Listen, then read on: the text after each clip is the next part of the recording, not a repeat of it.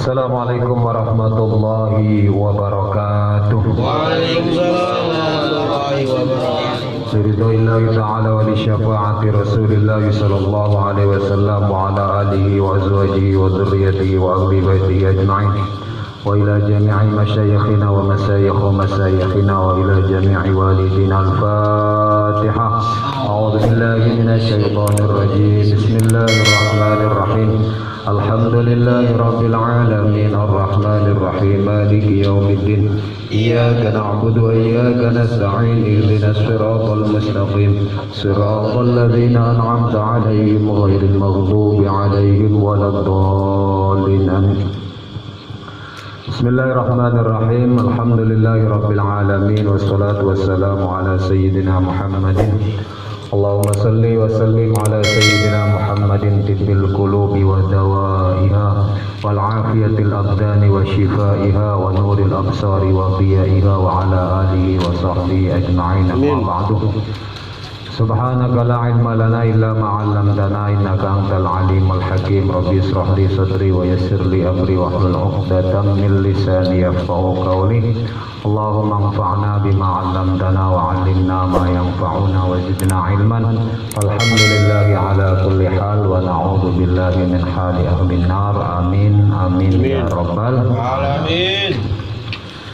Hadratul kiram yang kita muliakan bersama para alim, para ulama, para habaib yang hadir pada malam hari ini, Bapak Ibu sekalian yang saya muliakan, yang mudah-mudahan juga semuanya dimuliakan oleh Allah dunia sampai akhirat. Amin ya rabbal alamin. Puji syukur kembali kita panjatkan kehadirat Allah Subhanahu wa taala. Malam hari ini kita masih dapat kembali diberikan kesempatan oleh Allah untuk memperbaiki diri kita, memperbaiki iman kita, memperbaiki keyakinan kita, memperbaiki ibadah kita, dan kita masih diberikan kesempatan untuk dapat terus bertaubat dan memohon ampun kepada Allah Subhanahu wa taala. Salawat dan salam kita sampaikan kepada junjungan kita Nabi Agung Muhammad sallallahu alaihi wasallam. Allahumma shalli ala sayyidina Muhammad wa ala ali sayyidina Muhammad. Melanjutkan pembacaan kitab Mau'izatul Mukminin yang kemarin, ya, kita sudah melewati al-qismul awal fi thaharatil khubus, ya. Kemarin kita membaca bab mengenai mensucikan najis, ya. Malam hari ini masuk kepada at-tarfu tsani qala musannifur rahimahullah wa adama naf'abihi wa bi'ulumihi fid daraini amin ya rabbal alamin. At-tarfu tsani fil muzaliji. Ini bab bagian yang kedua ini menjelaskan dalam penjelasan mengenai alat-alat bersuci.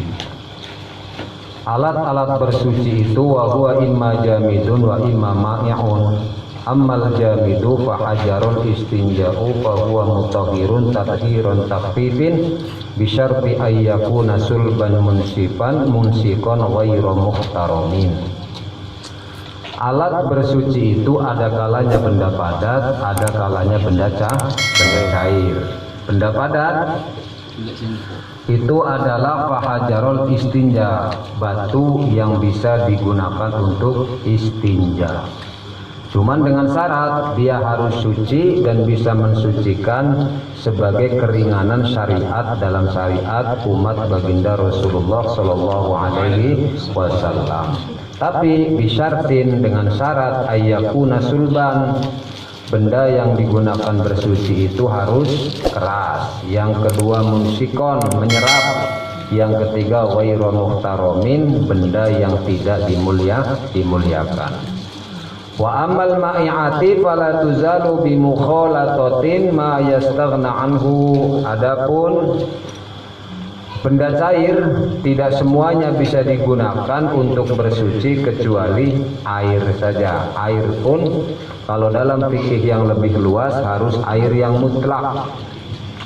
Air yang mutlak itu air yang belum ada qaid, belum ada ikatan apapun. Ini kan awalnya air qaid nih, air mutlak, ya. Air putih yang suci bisa mensucikan. Nah, segelas air aqua itu masih air mutlak meskipun namanya aqua, bestari, sanford, sebagainya. tapi dia statusnya masih air mutlak. Kenapa? Karena dia belum tercampur dengan zat lain. Nah, kalau sudah dikasih kopi begini jadinya air kopi. Ya walaupun satu kolam renang air kopi kita pakai untuk wudhu, tasah wudhu kita. Ya. Meskipun 3 drum misalnya air kopi kita gunakan untuk buang hadas besar, tak terangkat hadasnya. Kenapa? Karena kemutlakan airnya sudah hilang. Ya. Kemudian wa yakhrujul ma'a 'anil taharati bi ayyataghayyara bi mulaqatin najasati ta'muhu aw launuhu aw rihuhu, ya. Maka dikeluarkan daripada air-air yang bertetangga dengan sesuatu yang mencampurinya itu, kecuali dia tidak berubah rasa, warna dan bau. Misalnya kita punya sumber air di tengah-tengah paralonnya atau di tengah-tengah jalan yang air sampai ke kita itu ada lumut, ya, ada piambang misalnya, sehingga merubah status air. Maka kalau yang seperti itu dia bertetangga dengan benda yang suci, tidak merubah status air mutlak, masih boleh digunakan, ya. Nah, kemudian fa'ilam yataghayyar bimulaqatin najasati tu'muhu aw launuhu aw rihuhu lam yunajjis liqaulihi sallallahu alaihi wasallam. Maka apabila tidak berubah warna, rasa dan baunya tadi, maka tidak berubah, tidak menjadi najis air tersebut, karena sabda baginda khalaqallahul ma'a tahuran la yunajjisuhu syai'un illa ma ghairu ta'muhu aw launuhu aw rihuhu. Air itu tidak bisa dinajisi oleh sesuatu apapun kecuali dia berubah warna, rasa dan baunya. Tapi dalam artian ini airnya kalau ukuran fikih harus air yang 20 kula, 5 ritel Baghdad kalau kata 500 ritel Baghdad kalau kata Imam Nawawi.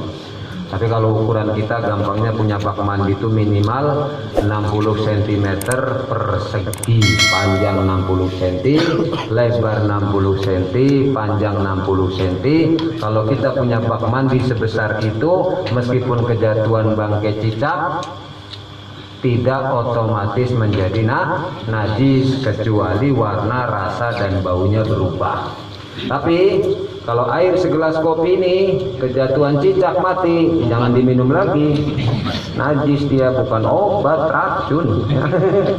Kalau kejatuhan benda mati jadi najis, ya. Nah, lanjut. At-tarku salih fi kaifiyatil izala an-najasatu in kanat hukmiyatan wa hiya allati laisa laha jirmun makhsusun fayuqfa idra'ul ma'i ala jami'i mawaridiha. Yang nomor 3, bagian yang ketiga di dalam cara menghilangkan najis. Najis itu ada kalanya hukmiyah, ada kalanya ainiyah. Hukmiyah ini apa? Hukumnya najis, tapi barang najisnya sudah tidak nampak. Wah, itu namanya hukmiyah. Misalnya ada tai kotok, tai ayam lah ya, di lantai kita, karena kita nggak bersihkan, kesampar-sampar kaki, lama-lama bersih sendiri gitu misalnya. Saking joroknya nih ibu rumah tangganya, ya, nggak disapu-sapu, nggak dipel-pel, akhirnya hilang dengan sendirinya gitu. Tapi walaupun belum dihilangkan pakai air, status najisnya, barangnya sudah hilang, tapi status najisnya belum hilang. Kalau kita terinjak habis wudhu di situ, otomatis berarti kita sholat membawa najis. Ini perhatikan, ya. Kalau yang ainiyah, wa in kanat ainiyatan, cara mensuci hadis hukumiyah tadi, maka tidak ada cara lain kecuali dengan cukup dengan mengguyurkan air di atasnya. Wa in kanat ainiyatan fala budda min izalatil aini. Adapun apabila najisnya ainiyah, nampak betul najis ronggok di situ, tak cukup disiram air. Caranya gimana? Hilangkan dulu najisnya, diseka sampai hilang, baru disiram pakai air. Kalau ujuk-ujuk langsung disiram, bukan hilang najisnya, malah najisnya semakin banyak, malah nyebar kemana-mana. Ini pengurus masjid harus tahu nih yang begini-gini. Nanti ada ayam masuk ke masjid, berak dari situ, udah siram aja lah air sember tuh kan gitu. Mensiram aja, malah najisnya nyebar seluruh masjid. Harusnya caranya gimana? Bersihkan dulu najisnya sampai hilang, baru disiram pakai air. Segayung cukup tuh kalau pinter ya, kalau pinter cara membersihkannya. Wa baqa'ul launu ba'dal haqqi ba'dal khuti wal farsi ma'quun anhu. Adapun warna ya, kalau memang sulit menghilangkannya setelah kita kerik ya pakai kuku, pakai silet misalnya, kemudian kita gosok juga nggak hilang juga, maka itu termasuk warna najis yang dimakfu. Contoh darah yang ada pada baju kita keburu kering misalnya, udah kita cuci, udah kita gosok, kita backlin, kita beli penis itu tak hilang juga. Maka yang begitu termasuk najis yang dimakfu meskipun warnanya masih ada. Jadi pakai saja untuk sholat, nggak apa-apa. Wal asru maratin mutawaliyatin yakumu maqamul hatti wal kursi fil launi. Kursi. Jadi memeras pakaian dengan berkali-kali perasan, disiram, diperas, diseram, diperas, itu sama juga menempati kedudukan dikerik dan digosok tadi. Nah, jadi cukuplah. Jadi dengan mesin cuci bisa nggak tuh? Nyuci di mesin cuci sah nggak tuh? Harus tahu caranya kalau mau sah, karena di airnya nggak sampai 2 kulak.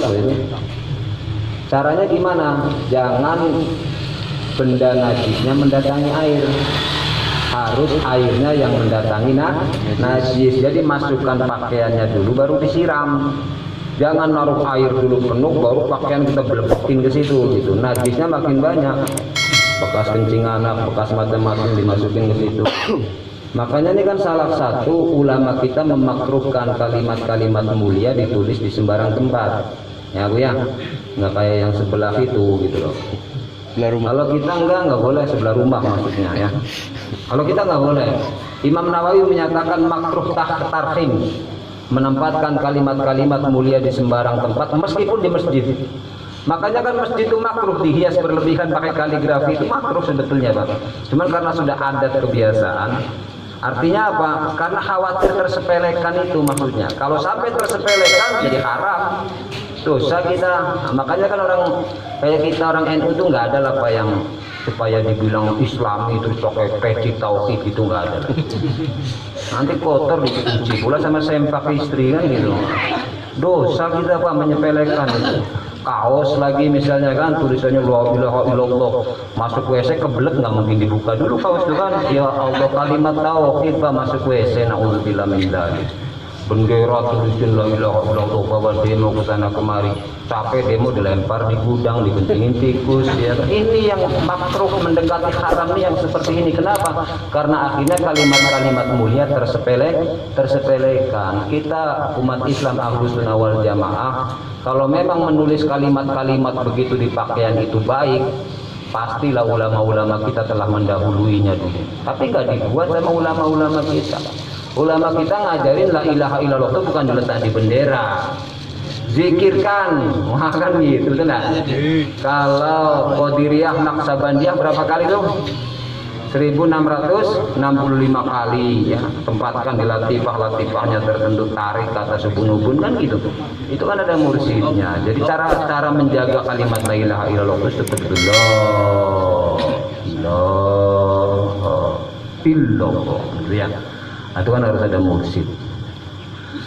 Jadi kita tidak seperti itu ya. Artinya menjaga betul akan kalimat-kalimat Allah Subhanahu wa taala, jangan sampai tersepelekan apalagi sampai ditempatkan dengan hal-hal yang najis. Ini resiko pertama.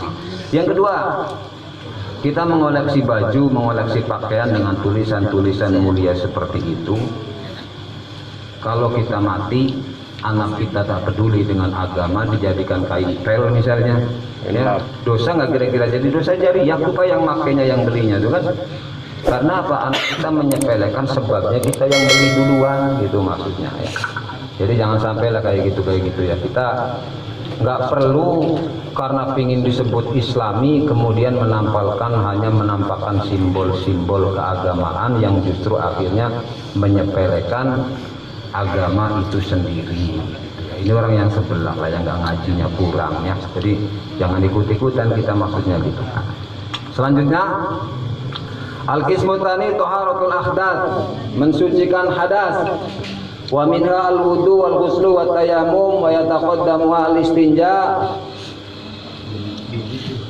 Fal waridu kaifiyatiha ala tartibi ma'adabiha wa sunaniha mubtadi'ina bisababil wudu wa adabi qadil hajati insyaallah. Ini bagian yang ketiga daripada bersuci itu adalah mensucikan hadas, dimulai dengan wudu, tayamum, mandi. Namun pengarang kitab ini mendahuluinya nanti dengan bab qada'il hajat. Kenapa penting nih qada hajat nih? Kenapa? Karena banyak orang qada hajat ini dianggap bukan ibadah. Padahal ibadah. Kan 24 jam kita suruh ibadah sama Allah. Yang bagi ayyab'uda an a'yunin nadirina fi sokhro wa ayyastatir bi syai'in in wujidahu wa alla yakshifa auratahu qoblal anha'i ila mawadi'il julus. Hendaknya orang yang hendak buang hajat itu menjauhkan dari pandangan manusia apabila dia buang hajat di tempat yang terbuka. Ini boleh jadi Pak, Bu, ya. Ya kalau pas di rumah, kalau pas di masjid. Pas mau ke uban, kebelet tengah jalan, ayo. Kan boleh jadi nyari semak kita kan gitu. Ya, daripada kencing di celana. Nah, bapak-bapak misalnya, maka ketika terpaksa seperti itu boleh, tapi nyari tempat yang jauh dari pandangan manusia. Karena saya sering lewat uban tuh bapak-bapak tuh buka kunci mobil buka pintu mobil aja, motor di situ kadang-kadang. Ya Allah, kita punya adab, tak boleh lah yang begini. Kesanalah ke tengah semak sikit sembunyi gitu maksudnya. Jangan persis tengah jalan. Kemudian menutup dengan sesuatu yang bisa untuk menutup wa alla yakshifa auratahu qoblal intiha ila mawadi'il julus. Dan jangan berani-berani membuka aurat sebelum sampai ke tempat duduknya buang hajat. Kalau ini di masjid aja banyak Pak, nggak usah di tanah terbuka. Bapak-bapak yang pakai sarung kadang-kadang dia belum masuk ke WC, sarungnya udah digulung duluan ke atas gitu. Itu kan kurang ajar. Disangkanya paha tuh bukan aurat gitu. Coba aurat laki-laki batasnya mana? Baina surati war rukbah, antara lutut dan pusar. Belum masuk ke WC orang masih banyak gitu, gulung dulu sarungnya. Pahanya kemana-mana, disangkanya tak dosa kalau nampak orang lain paha kita laki-laki itu. Kalau lutut ke bawah boleh, pusar ke atas boleh, tapi kalau paha ini dijaga lah walaupun di masjid, jangan dipamerkan orang, mending mulus ya kan? Isinya bekas peluru semua. Wala yastaqbilul kiblat, wala yastaqbilul kiblat, jangan menghadap kiblat. Wala yastadbiruha, dan jangan membelakanginya.